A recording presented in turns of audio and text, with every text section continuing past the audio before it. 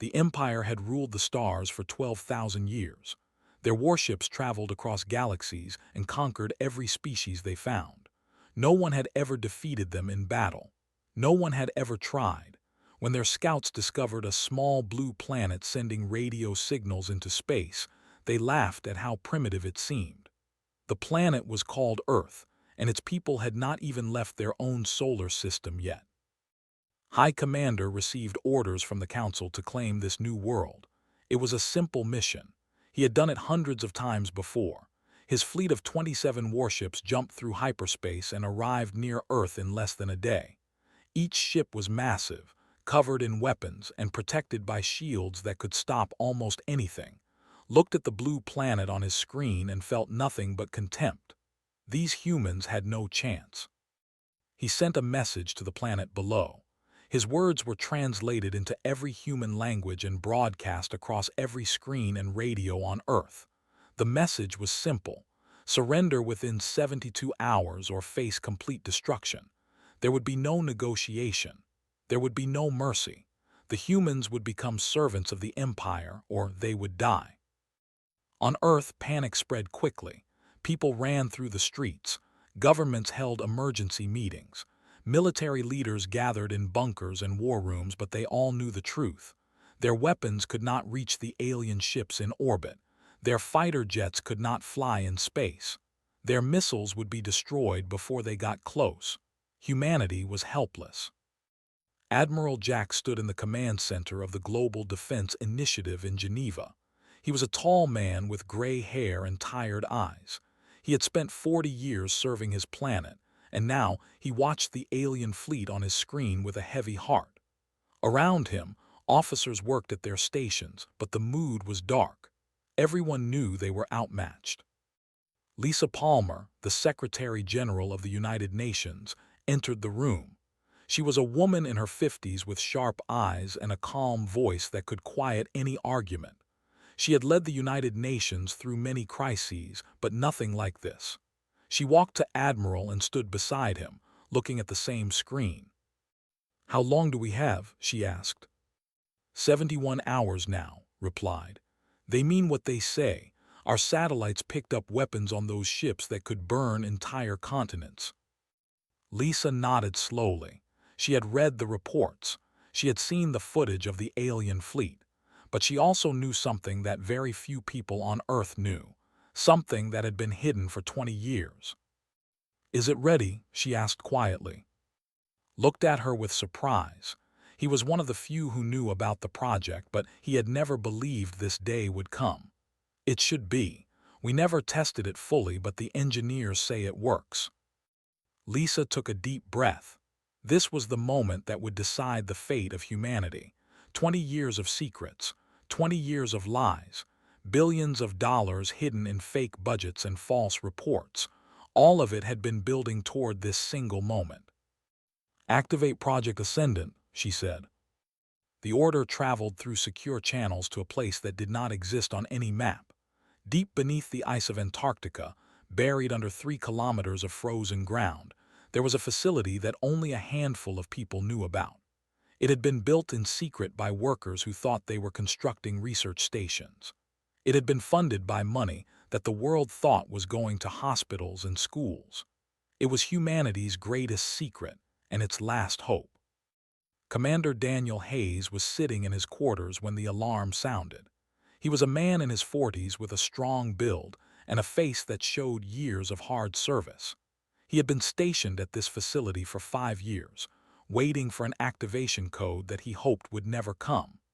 But now his screen was flashing red, and the words made his blood run cold. "Project Ascendant is now active. Prepare for launch." He grabbed his uniform jacket and ran through the metal corridors of the underground base. Around him, thousands of crew members were doing the same thing. They had trained for this. They had practiced every drill 100 times. But training was different from reality, and reality had just arrived. Lieutenant Warren met him at the main elevator. She was his second in command, a woman with red hair and a sharp mind. She had served with Hayes for 3 years, and she trusted him completely, but even she looked nervous now. All sections are reporting in, she said as they walked. Engineering says the fusion cores will be online in 15 minutes. Weapons are loading now. The crew is scared, but they are ready. Hayes nodded. He was scared too, but he could not show it. A commander had to be strong, especially when everything was falling apart. They stepped into the elevator and began the long descent to the main hangar. When the doors opened, Hayes saw something that still amazed him, even after 5 years. The hangar was enormous, a cave carved out of solid rock and ice that stretched for kilometers in every direction. Work lights hung from the ceiling like artificial stars. Cranes and platforms surrounded the central structure, and in the middle of it all, sitting in a cradle of steel and concrete, was the ship. The USS Constellation was 3 kilometers long. Her hull was dark gray, covered in armor plates that had taken scientists 15 years to develop. Her weapons were hidden behind panels that would open when needed. Her engines were silent now, but soon they would produce enough power to move a small moon. She was not just a ship. She was a fortress. She was a weapon. She was everything humanity had learned to build, all focused on a single purpose. Chief Engineer Greg was waiting for them at the base of the ship. He was a large man with thick arms and a beard that he never trimmed properly. His hands were covered in grease and his eyes were red from lack of sleep, but he was smiling. "She is ready, Commander," he said. "I have waited my whole career to say those words." Hayes looked up at the massive ship above him. In a few hours, they would take her into space. They would face an enemy that had conquered hundreds of worlds. They would fight for the survival of their entire species. He turned to his crew and spoke in a voice that carried across the hangar. "Everyone to your stations. We launch in 1 hour." The crew moved with purpose. The ship began to hum as her systems came online. And deep beneath the ice of Antarctica, humanity prepared to reveal its greatest secret to the universe. The story of the Constellation began 20 years before the aliens arrived. A group of scientists had detected strange signals coming from deep space. They studied these signals for months and realized something terrifying. The universe was full of life, and most of it was dangerous. Powerful empires controlled entire galaxies. They conquered weaker species without mercy. And one day, they would find Earth. The leaders of the world's most powerful nations met in secret. They argued for days about what to do. Some wanted to reveal the truth and let the people decide. Others said that would cause panic and chaos. In the end, they agreed on a plan. They would build a defense force in secret. They would hide it from the public and from any aliens watching. And when the threat finally came, humanity would be ready. They called it Project Ascendant. The money came from everywhere. Military budgets were inflated with fake programs. Aid funds were redirected through shell companies. Research grants went to projects that did not exist. Billions of dollars disappeared into a network of secret accounts, and no one asked questions because no one knew to ask. They chose Antarctica because it was empty and cold and far from curious eyes. Teams of engineers arrived under the cover of building climate research stations. They drilled through kilometers of ice and carved out massive caverns in the rock below. They built power plants and factories and living quarters for thousands of workers. And in the largest cavern of all, they began building the ship. Commander Hayes knew only pieces of this history. He had been recruited 8 years ago by a man in a gray suit who never gave his name. The man had shown him files that made his head spin. Aliens, secret projects, a ship larger than anything ever built. Hayes had thought it was a joke at first, but the man was not laughing. "Your country needs you," the man had said. "Your species needs you. Will you serve?" Hayes had said yes. He had left behind his old life and traveled to a place that did not exist. He had spent years training, learning, preparing for a war that might never come. And now that war was here. He walked through the corridors of the Constellation with Lieutenant Warren at his side. The ship was alive with activity. Crew members rushed past them carrying equipment and checking systems. Voices called out over the intercom with updates and status reports. The air hummed with energy and tension. "How many people do we have on board?" Hayes asked. 4,200, Warren replied, plus another 800 on the escort ships. Hayes nodded. 5,000 people who had given up everything to serve on ships that the world did not know existed. 5,000 people who would fight today for a planet that had no idea they were there. They reached the bridge, a large circular room at the center of the ship. Screens covered the walls, showing data from every system on the constellation. Officers sat at stations arranged in rows, their fingers moving across controls. At the center of the room was the command chair, a simple seat made of metal and leather. Hayes walked to it and sat down. "Status report," he said. Lieutenant Warren took her position at the tactical station. "All weapons are online and loaded. We have full ammunition for the rail guns and enough power for 600 shots from the energy cannons. The main gun is charged and ready, but engineering recommends we save it for emergencies only." Chief's voice came over the intercom from the engine room. "Fusion cores are stable at 92%. Shields are ready to activate on your command. We can launch whenever you give the word, Commander." Hayes looked at the main screen. It showed a view of the ice ceiling above them, 3 kilometers of frozen water between the ship and the sky. In a few minutes, they would blast through that ice and rise into the light. The whole world would see them. The aliens would see them. There would be no more secrets after today. He thought about the people above, the billions of humans who were scared and confused and waiting for death. They did not know that help was coming. They did not know that their governments had been preparing for this moment for 2 decades. Hayes hoped they would understand. He hoped they would forgive the lies. "Open a channel to Admiral," he ordered. The screen flickered and showed the face of the Admiral in Geneva. Looked older than Hayes remembered, the weight of the crisis pressing down on him. "Commander Hayes said, the alien fleet has not moved. They seem to be waiting for our surrender." "They are going to be disappointed," Hayes replied. "We are ready to launch. Do we have permission to proceed?" Glanced at someone off screen, probably Secretary General Palmer. Then he looked back at the camera and nodded.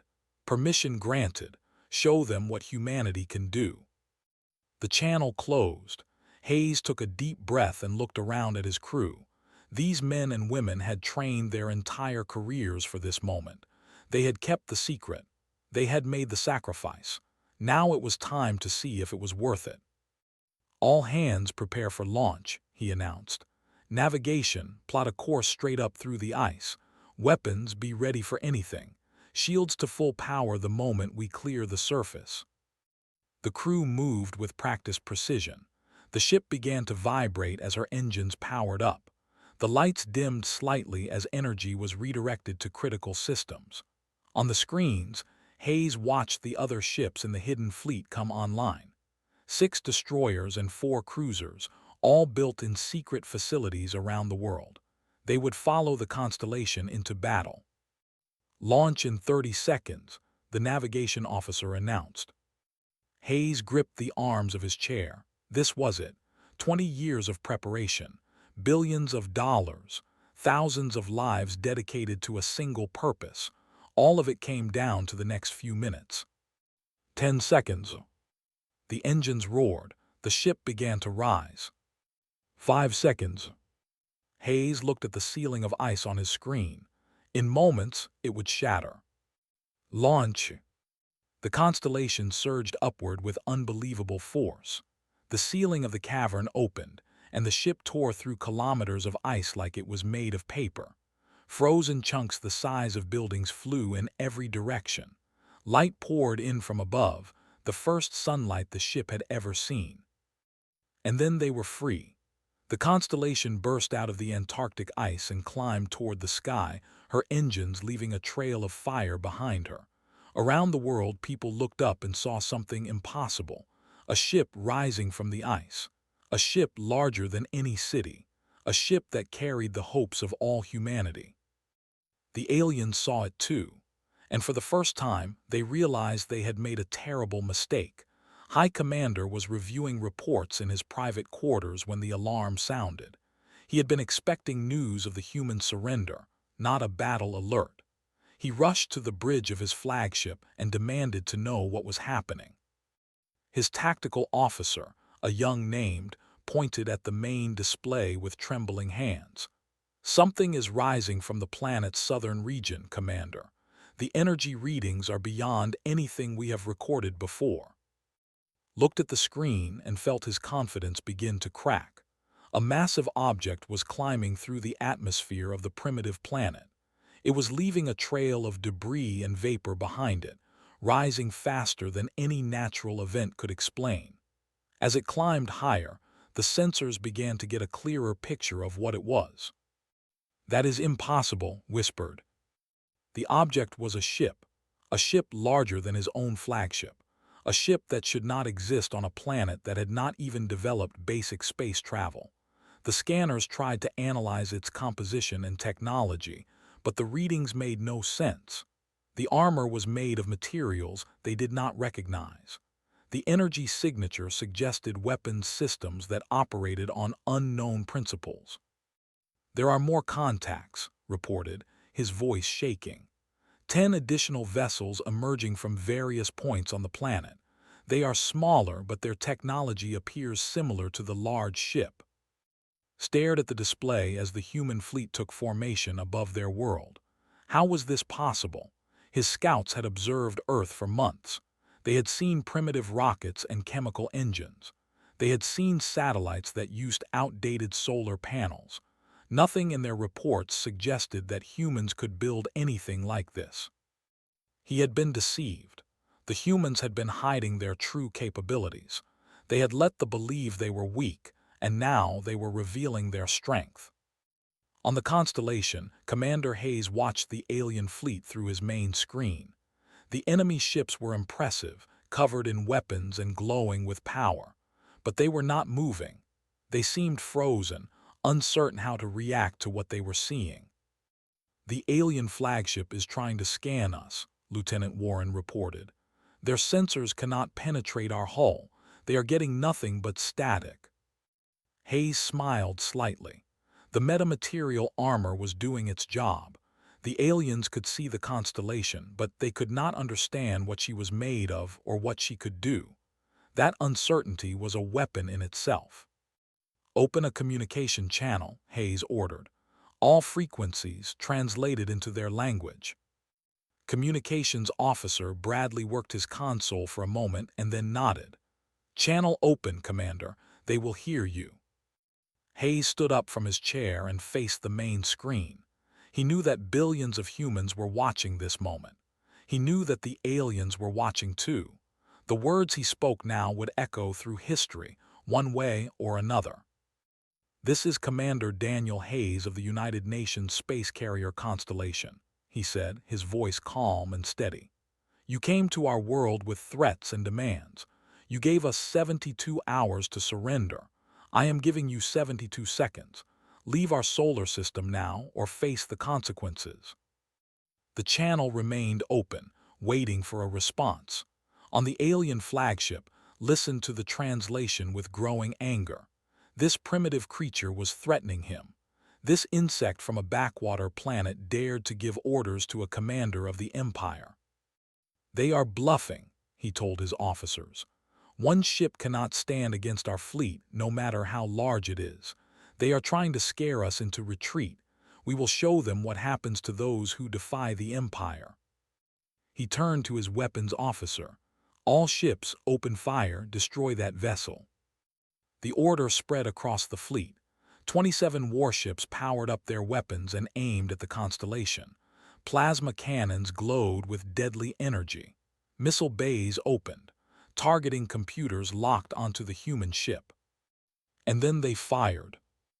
The void between the fleets lit up with destruction. Streams of plasma crossed the distance in seconds. Missiles followed behind, their warheads armed and ready. It was a concentrated attack that had destroyed planetary shields in past battles. No single ship had ever survived such a barrage. Lieutenant Warren watched the incoming fire on her tactical display. Her fingers hovered over the defense controls, ready to activate the shield systems. She had run simulations of this moment 1,000 times, but simulations could not prepare her for the real thing. "Incoming weapons fire," she announced. "Impact in 5 seconds." Hayes did not flinch. "Raise shields." The constellation's defensive screens activated in an instant. A bubble of energy surrounded the ship, invisible until something touched it. The first plasma bolt struck the shield and spread across its surface like water hitting glass. The missiles arrived next, their explosions flashing bright against the barrier. Inside the ship, the crew felt nothing.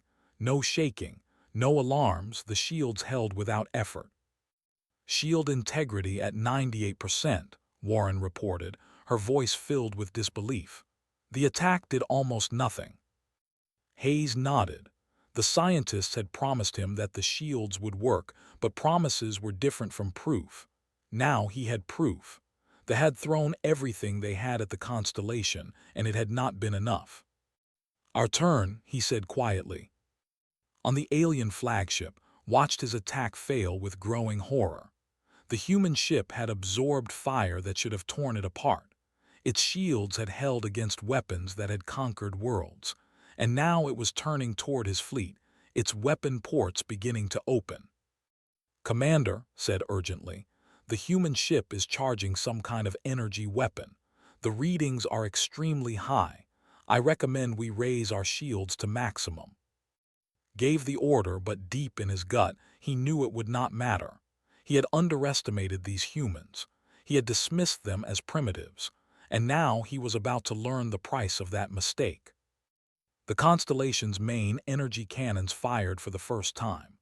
Beams of focused light shot across space, each one carrying enough power to light a city for a year. They struck the nearest cruiser and cut through its shields like they were not there. The ship exploded in a ball of fire and debris. Hayes watched the destruction on his screen. He felt no joy, only grim determination. This was war, and war meant death, but he had not started this fight. They had come to his world with threats and ultimatums. They had promised extinction if humanity did not surrender. Now they were learning that humanity would not surrender. Not today. Not ever. "Target the next ship," he ordered. "Continue firing until they retreat or they are destroyed." The Battle of Earth had begun. Space around Earth became a storm of fire and light. The constellation moved through the chaos with deadly purpose, her weapons firing in all directions. Energy beams cut through the darkness. Rail guns launched projectiles at incredible speeds. Missiles streaked toward their targets with precision that they had never seen before. Commander Hayes stood at the center of his bridge, watching the battle unfold on the screens around him. Each display showed a different part of the fight. Here, a destroyer tried to flank them and was cut down by the escort ships. There, an enemy cruiser attempted to ram them and was vaporized by the main cannons. The aliens were fighting hard, but they were losing. "Enemy ship at bearing 270, Lieutenant Warren called out. "It is trying to break through our formation and reach Earth." Hayes turned to look at the tactical display. A battleship was ignoring the fight and heading straight for the planet. Its weapons were already charging. If it got close enough, it could bombard the surface. Millions of people could die. "Redirect the destroyers to intercept," Hayes ordered. "They are not to let that ship reach Earth." 3 human destroyers broke from the formation and raced toward the fleeing battleship. They were smaller and faster than the constellation, built for exactly this kind of chase. Their engines burned bright as they closed the distance. On the lead destroyer, Captain Amy Collins watched her target grow larger on the screen. She was a young commander, only 32 years old, but she had been training for this fight for most of her adult life. Her ship, the USS Defiance, was not as powerful as the Constellation, but it was quick and deadly. "Weapons range in 30 seconds, her tactical officer reported. Collins nodded. "Prepare to fire everything we have. That ship does not reach the planet." The Defiance opened fire first, followed by her sister ships. Energy beams and missiles slammed into the battleship, tearing through its rear shields. The alien vessel tried to return fire, but it was outnumbered and outmaneuvered. Within minutes, it was drifting dead in space, its engines destroyed and its weapons silent. Back on the constellation, Hayes received the report with relief. The planet was safe, at least for now, but the battle was not over. The flagship was still active, and High Commander was not ready to give up. Had pulled his remaining ships into a defensive formation around his flagship. He had lost 12 vessels already, nearly half his fleet. The human weapons were devastating, cutting through armor and shields with terrifying ease. But he still had 15 ships, and he still had hope. "Concentrate all fire on the large human vessel," he ordered. "Ignore the smaller ships. If we destroy their flagship, the others may surrender." The surviving ships redirected their weapons toward the constellation. Plasma bolts and missiles converged on the human carrier from all directions. The attack was desperate but intense, more firepower than they had used in the first barrage. Lieutenant Warren watched her shield readouts with concern. Shield integrity dropping, 85%, 80%. They are hitting us harder now. Hayes gripped the arms of his chair. The shields were holding, but they would not hold forever. He needed to end this battle before they found a way to break through. "Chief," he called over the intercom, "what is the status of the main gun?" His voice came back quickly from the engine room. "Charged and ready, Commander. But I have to warn you, we have never tested it at full power. The simulations say it should work, but simulations are not reality." Hayes understood the risk. The main gun was their most powerful weapon, a device that scientists still did not fully understand. It had been built using theoretical physics that pushed the boundaries of human knowledge. It could end this battle in one shot, or it could destroy the constellation along with everything else. He made his decision. "Target the enemy flagship," he ordered. "Prepare to fire the main gun." The bridge went quiet. Everyone knew what this meant. The main gun had never been used in combat. Its power was unknown. Its dangers were unknown. But the enemy was throwing everything they had at the constellation, and the shields were weakening by the second. Lieutenant Warren locked the targeting computer onto his flagship. "Target acquired. Ready to fire on your command." Hayes looked at the screen showing the alien ship. Inside that vessel was a commander who had threatened to destroy his world. A commander who had promised extinction to billions of innocent people. A commander who was now about to learn the true cost of underestimating humanity. "Fire!" The constellation shuddered as the main gun activated. A beam of pure white energy erupted from the bow of the ship, so bright that the external cameras automatically dimmed to protect the crew's eyes. The beam crossed the distance to the flagship in less than a second. Saw the light coming toward him. He had one moment to understand what was happening, one moment to realize that he had lost. Then the beam struck his ship, and the flagship of the fleet ceased to exist. The explosion was enormous. The flagship did not just break apart. It was vaporized, converted into expanding clouds of gas and debris. The ships closest to it were caught in the blast and destroyed as well. In a single shot, the constellation had eliminated the command structure and 3 additional warships. The surviving alien vessels froze. Their commanders were gone. Their flagship was dust. They had come to Earth expecting an easy conquest, and instead they had found a nightmare. "The remaining enemy ships are retreating," Warren reported, her voice shaking with emotion. "They are jumping to hyperspace. They are running." Hayes watched the ships disappear one by one, fleeing to the safety of distant stars. He felt no triumph, only exhaustion. The battle was over. Earth was saved. But the cost had been high, and the consequences were only beginning. "Stand down from battle stations," he ordered quietly. "Begin search and rescue operations for any survivors in the debris fields, and open a channel to Earth. The people deserve to know what happened today." The crew moved to obey, their faces showing a mixture of relief and disbelief. They had done the impossible. They had defeated an alien invasion with ships that the world did not know existed. They had saved their planet. On the surface below, billions of people watched the footage of the battle being broadcast across every screen. They saw the constellation rise from the ice. They saw the alien fleet attack and fail. They saw the main gun fire and destroy the enemy flagship. And they asked themselves the same question that would echo through history for generations to come. What else had their governments been hiding? The news spread across Earth like wildfire. Every television, every phone, every computer screen showed the same images. The massive ship rising from the ice. The battle in orbit. The alien fleet running in defeat.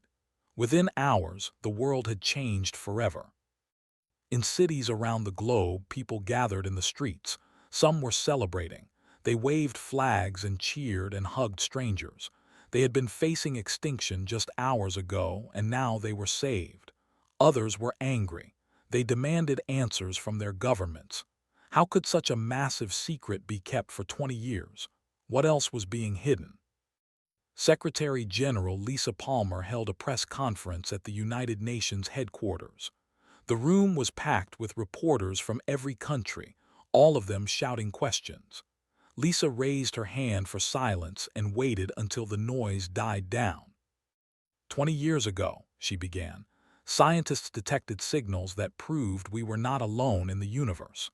Further research showed that many alien civilizations were hostile to species weaker than themselves. Our leaders faced a terrible choice. They could reveal this information and cause global panic, or they could prepare in secret and hope that preparation would never be needed. She paused, looking at the cameras that were broadcasting her words to billions of people. They chose to prepare. Project Ascendant was created with contributions from every major nation. We built ships and weapons in hidden facilities around the world. We recruited the best minds and the bravest soldiers. And when the threat finally came, we were ready. The questions came in a flood. How much had it cost? Who had authorized it? Were there other secrets?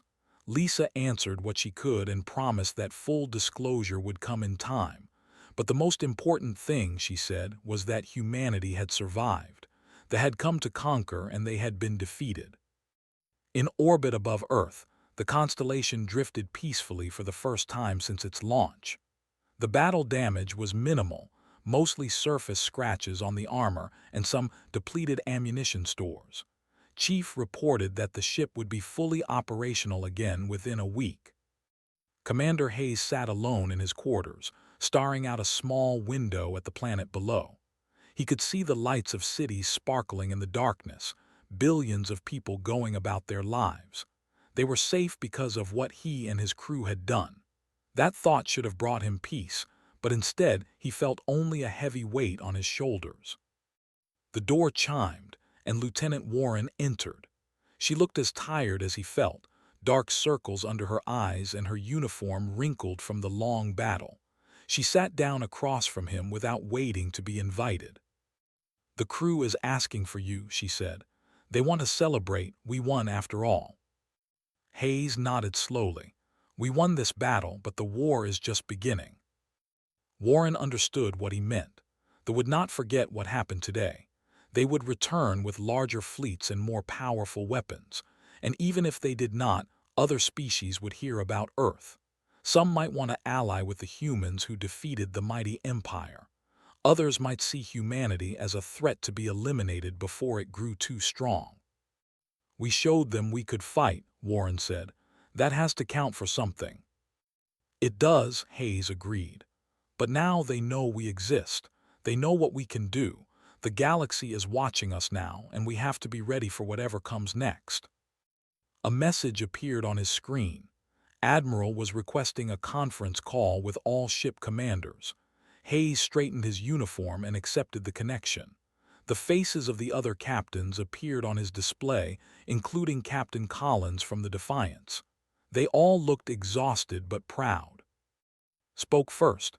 "Congratulations to all of you. What you accomplish today will be remembered forever, but I want you to know that our work is not finished.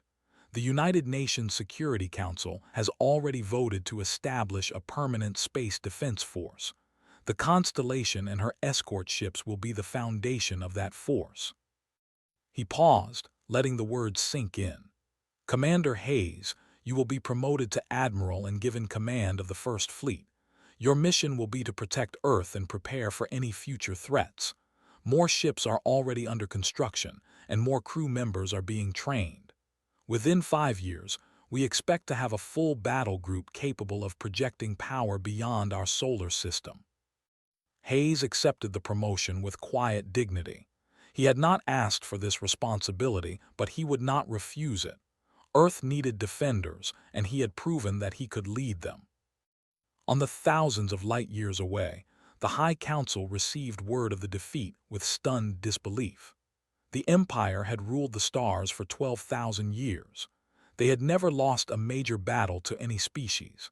And now, a primitive race from an obscure planet had destroyed their fleet and killed one of their greatest commanders.